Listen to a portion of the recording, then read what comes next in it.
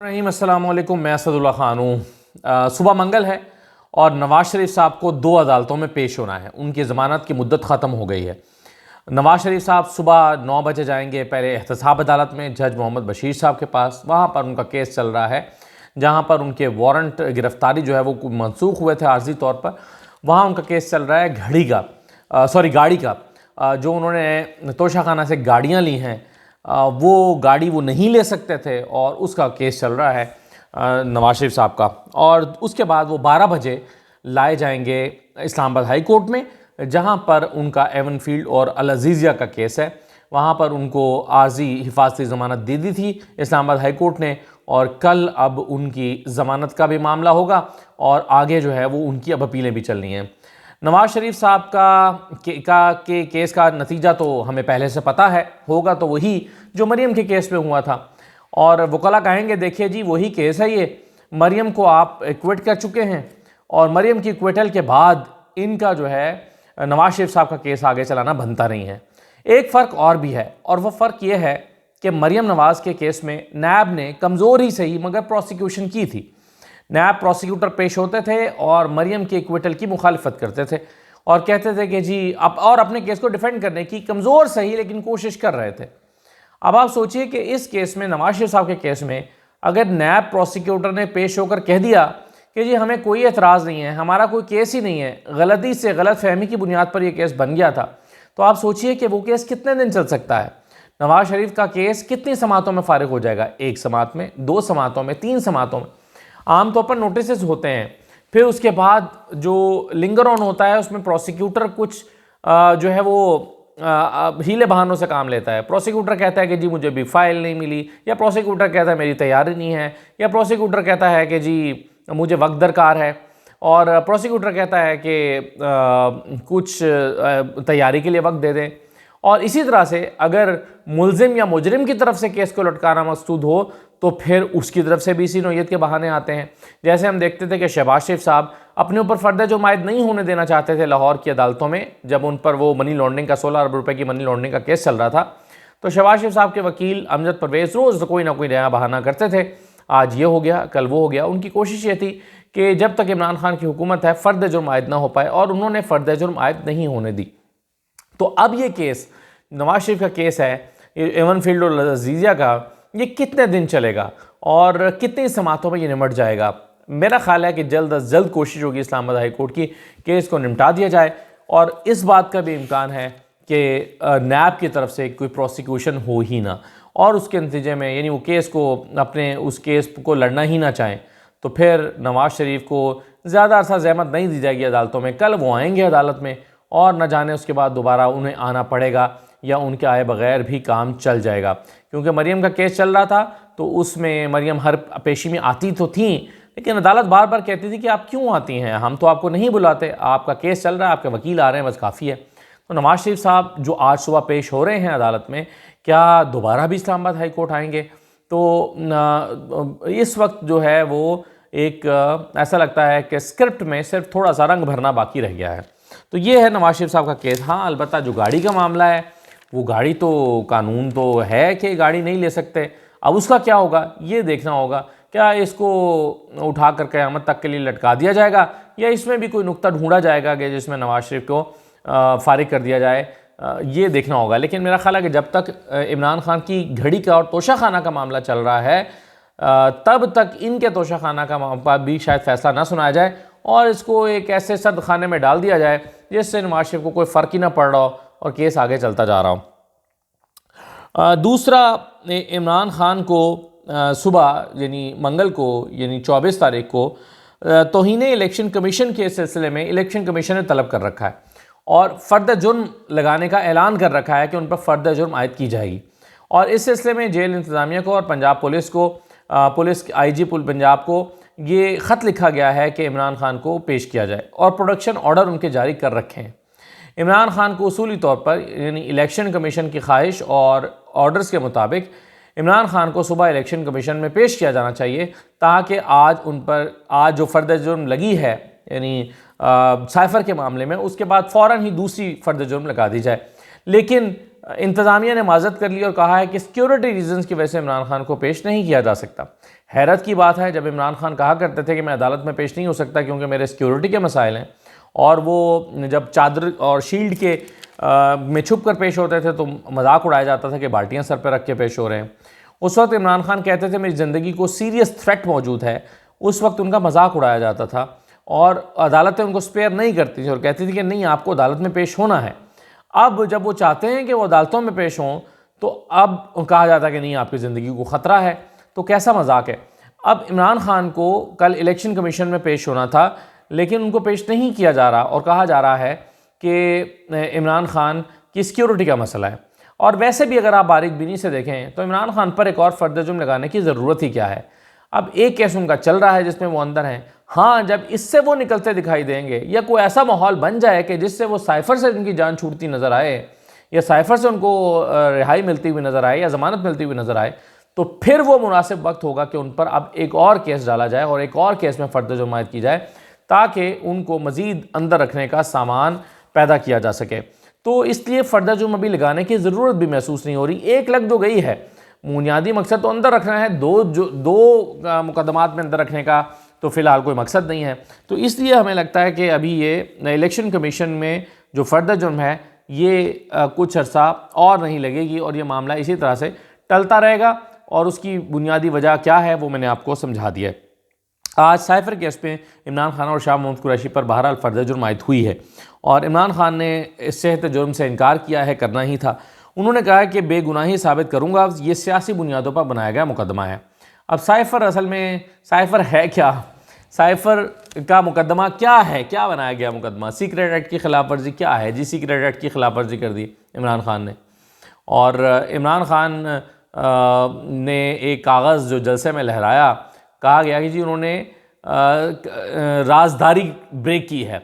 अब राजदारी अगर ब्रेक की है तो वो तो वो मतलब अभी जो हमारे सामने आया था असद मजीद साहब का बयान, उसमें तो वो कह रहे हैं कि ये फॉर्मल, ये तो एक ऐसी कोई मीटिंग थी नहीं कि जिसमें ये पहले से एक तयशुदा मीटिंग थी, उसके मिनट्स नोट किए जा रहे थे और ये कॉन्स्पिरेसी नहीं थी, ये तो एक सिर्फ मुदाखलत थी। ये सारी चीज़ें तो हम सुन चुके हैं, इसके बावजूद उन पर साइफर का मुकदमे में फ़र्द जुर्म आयद कर दी गई है।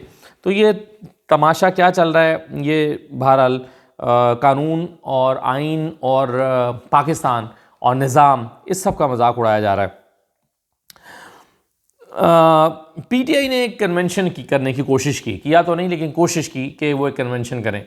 पाकिस्तान तहरीक इंसाफ जलसे की इजाज़त मांग रही थी, पहले लिबर्टी में मांगा, नहीं मिला, फिर 2 और जगहों पर इजाज़त मांगी, नहीं मिली। मेरा आखिर NA 123 में काछा मोड़ पर एक जलसा प्लान किया गया, लाहौर से थोड़ा सा तकरीबन हट कर बाहर। अगर ये जलसा हो भी जाता तो कोई तूफ़ान न टूटता, लेकिन इंतज़ामिया की इजाज़त के बावजूद, यानी इंतज़ामिया ने इजाज़त इसलिए दी क्योंकि हाई कोर्ट ने कह दिया था कि अगर इनको इजाज़त नहीं मिल सकती तो फिर मीनान पाकिस्तान वालों को भी इजाज़त नहीं मिल सकती ना, क्योंकि दोनों पॉलिटिकल पार्टीज़ हैं और दोनों पाकिस्तान के कानून की नज़र में एक ही हैं। तो इजाज़त तो इंतज़ामिया ने दे दी, लेकिन उस कन्वेंशन के ऊपर धावा बोल दिया और जिस जगह पर वो कन्वेंशन होता वहाँ पर पुलिस ने आके डेरे डाल लिए, कब्जा कर लिया जगह पर और दर्जनों लोगों को गिरफ्तार कर लिया। जो मेज़बान है इस जलसे के अफजाल अजीम साहब, वो कहते हैं कि जी 200 कारकुनों को गिरफ्तार कर लिया गया। अब जाहिर है जब आप कारकुनों को गिरफ्तार कर करके अंदर डालेंगे तो बाकी लोग कैसे आएंगे। और फिर वो कहते हैं कि जी जो इसके मुंतज़िम थे अफजाल अजीम, उनके घर और दफ्तर पर छापे मारे गए हैं ताकि आइंदा कोई जलसा करने का ना सोचे, वर्कर्स कन्वेंशन करने का ना सोचे। तो आप सोचिए कि बुनियादी सवाल ये पैदा होता है कि एक जमात जिसको इंतज़ामिया ने जलसा करने की इजाज़त दी है उसको पुलिस क्यों रोक रही है, और अगर पुलिस रोक रही है तो इंतज़ामिया ने इजाज़त क्यों दी, और इंतज़ामिया ने अगर इजाज़त दी और पुलिस रोक रही है तो सवाल ये पैदा होता है कि ऐसे में एक ऐसी जमात, सियासी जमात जिस पर कोई पाबंदी ही नहीं है, अभी तक पाकिस्तान के कानून में इस जमात पर कोई अपनी सियासी एक्टिविटीज़ करने पर पाबंदी नहीं लगाई गई, तो फिर इसको क्यों रोका गया। और सबसे अहम सवाल यह है कि जाहिर है ये वो लोग कन्वेंशन कर रहे थे जो किसी भी जुर्म में मुलव्वस नहीं थे, अगर होते तो गिरफ्तार कर लिए गए होते। अब ये लोग जो कन्वेंशन कर रहे हैं और किसी जुर्म में मुलव्वस नहीं हैं और एक ऐसी सियासी जमात के साथ उनका ताल्लुक़ है जो पाकिस्तान में कलादम भी नहीं है, तो फिर उसके ऊपर छापा क्यों मारा गया। तो ऐसे में इलेक्शन कैसे होगा, और अगर हो भी जाएगा तो उसको कौन मानेगा। आप सोचिए इन माहौल में जिसमें कोई आप वर्कर कन्वेंशन नहीं कर सकते, आखिर अभी इलेक्शन अनाउंस होगा और तकरीबन इलेक्शन में तो चले ही गए हैं हम, तो लोगों ने अपनी कैंपेन्स करनी है, कन्वेंशन करने हैं, रैलियाँ निकालनी हैं। तो अगर कोई रैली निकालने ही नहीं दी जाएगी तो इलेक्शन कैसे होगा? और अगर इलेक्शन हो जाएगा इस तरह तो उस इलेक्शन को मानेगा कौन? और इस इलेक्शन पर अगले 2, 2.5, 3 साल फिर अगर नवाज शरीफ हुकूमत भी कर लेते हैं तो अदम इस्तेहकाम की कैफियत तो बरकरार रहेगी। ये कोई क्यों नहीं सोच रहा कि ये किस तरफ ले जाया जा रहा है माहौल को? यानी बजाय इसके कि पाकिस्तान में हालात को ठीक किया जाए, पाकिस्तान में हालात मज़ीद बिगाड़े जा रहे हैं। कौन सोच रहा है, कौन फैसले कर रहा है पाकिस्तान की इस वक्त? निगरान हुकूमत कर रही है। निगरान हुकूमत को किसने ये मैंडेट दिया है कि वो इंतज़ामिया की तरफ से कन्वेंशन की इजाज़त दिए जाने के बावजूद उसके ऊपर हल्ला बोल दे? निगरान हुकूमत को ये किसने मैंडेट दिया है? और IG पंजाब किसके कहने पर ये कर रहे हैं? तो ये बड़ी अफसोसनाक सूरत हाल है जो इस वक्त पाकिस्तान में देखने में आ रही है, और इसका यकीनन ख़दशा ये है कि इसका मनफी असर निकलेगा पाकिस्तान के ऊपर, इसका कतन मुस्बत असर नहीं निकलेगा। एक आज फैसला आया है जी, कई सवालों को इसने जन्म दिया है। ये फैसला आया है 5 रुकनी बेंच का मुत्तफ़िका फैसला कि सिविलियन का ट्रायल मिलिट्री कोर्ट में नहीं चलाया जा सकता। अच्छा, अब इसमें बज़ाहिर तो इन 5 जजेस के हक़ में बड़ी कैंपेन हो रही है, या इनको सराहा जा रहा है, उनकी तारीफ़ की जा रही है कि जी ज़बरदस्त, आयशा मलिक साहिबा भी, याहिया अफरीदी साहब भी, मुनीब अख्तर साहब भी, मज़ाहिर अली अकबर नकवी भी और एजाज़ुल हसन भी, इन्होंने बड़ा ज़बरदस्त फ़ैसला किया, बड़ा दलेराना फ़ैसला दिया, आइन और कानून की इन्होंने सरबुलंदी का फ़ैसला दिया। लेकिन सवाल ये पैदा होता है कि अब प्रैक्टिस एंड प्रोसीजर बिल आ चुका है। अब इस फैसले की जो अपील है या रिव्यू है वो इसी बेंच ने नहीं सुनना, पहले वही बेंच सुना करता था। अब बड़ा बेंच बनेगा और कोई और सुनेगा, यानी ये 5 जजेस नहीं होंगे। तो इन 5 जजेस को अगर आप निकाल दें तो पीछे जो 10 जजेस बचते हैं तो वो तो मोस्टली वो जजेस हैं जो काजी फाइसा ग्रुप में हैं। तो आप कोई भी आप बना दें 7 जजेस का बेंच, उसमें काजी फाइसा ग्रुप की अक्सरियत रहेगी। यानी अब आप 7 का बेंच बना दें तो उन 7 में 4 जो हैं वो लाजमी काजी फाइसा साहब के ग्रुप के होंगे। अब सवाल ये पैदा होता है कि ये तो नया तमाशा निकल आएगा, यानी काजी फाइसा साहब और सरदार तारिक के हाथ में है कि वो क्या बेंच बनाते हैं। तो कोई भी ऐसा बेंच जिसमें हतमी फैसला बाद में होना हो, उसमें फ़र्ज़ कीजिए कोई नवाज शरीफ के हक़ में फैसला मुकदमा आ जाता है जी, या नवाज शरीफ के मामले में फैसला आता है, तो ऐसा बेंच बना दिया जाए जैसा आज बना था, तो वो कोई भी फैसला दे दे, असल फैसला तो फिर अपील में ही जाकर होगा। यानी ये एक तरह से तो नया केस होना जाएगा। अब फ़र्ज़ कीजिए 7 रुकनी बेंच एक बन जाता है, सुप्रीम कोर्ट के 5 जजेस ये कह रहे हैं कि ये नहीं हो सकता, सिविलियंस का ट्रायल मिलिट्री कोर्ट में नहीं हो सकता। अब अगर 7 जजेस बन जाते हैं और 7 में से 4-3 भी फैसला देते हैं तो एक्चुअली फिर क्या होगा कि 5 वो फैसला दे चुके हैं, 3 वो फैसला दे देंगे, 5 और 3 8 सुप्रीम कोर्ट के 8 जजेस अपना माइंड शो कर देंगे अगर उसूल के मुताबिक जाएं, जिसमें पहले कहा गया था नहीं जी 2 ने वो भी माइंड शो किया था अपना, 7-4 ये भी थे, तो ये 4-3 का फैसला है, या 3-2 का फैसला नहीं है, 4-3 का फैसला है। तो ऐसी सूरत में तो ये बहुत गड़बड़ हो जाएगा। यानी 5 जजेस ने पहले फैसला दे दिया, 7 का बेंच बनता है, उसमें से भी 2-3 जजेस अगर फैसला दे देते हैं तो ये 5 और 3 8 या 5 और 2 7 हो जाएंगे। तो सुप्रीम कोर्ट में अक्सरियत जजेस की कह रही होगी कि मिलिट्री कोर्ट में नहीं चल सकता, लेकिन फिर भी फैसला वही होगा जो 4 जजेस का होगा, 4 जजेस का फैसला मुकद्दम माना जाएगा। तो ये तो एक नया तमाशा शुरू हो जाएगा। ये कैसा कानून बन गया प्रैक्टिस एंड प्रोसीजर बिल में? ये कैसे शेक डाल दी गई है रिव्यू की और अपील की कि जिसमें आप 5 यानी फैसला 5 जजेस दे रहे हैं, मुत्तफ़िका दे रहे हैं, अब ये 5 गायब हो जाएंगे और इनका फैसला ही ख़त्म हो जाएगा और नए 7 जजेस जो फैसला देंगे वही फैसला तस्लीम किया जाएगा, उनमें से चाहे 7 में से 4 ही क्यों ना उसके हक़ में हो। तो फिर इन 5 यानी पहले बेंच बनने वाले बेंच की क्या हैसियत होगी? तो ये बड़ा अजीब व गरीब सा कानून बन गया और अजीब व गरीब सी सूरत हाल जो है वो पैदा हो गई है। अच्छा, अब 1-2 चीज़ें बस मैं आपसे डिस्कस कर लूँ आखिर में। एक तो ये है कि इमरान इस्माइल को फ़ारूक सत्तार ने दावत दी है कि आइए आप MQ में शिरकत कर लें, शमूलियत इख्तियार कर लें, क्योंकि उन्होंने इस्तेहकाम पाकिस्तान पार्टी में वो शुरू में गए थे लेकिन उसके बाद गए नहीं। तो MQ कह रही है कि जनाब हमारी पार्टी में आ जाएं, इमरान इस्माइल साहब को कह रही है।